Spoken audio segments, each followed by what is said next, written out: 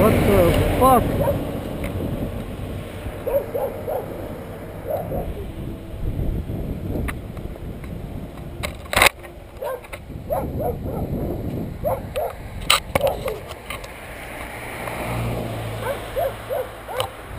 That was some fucked up shit.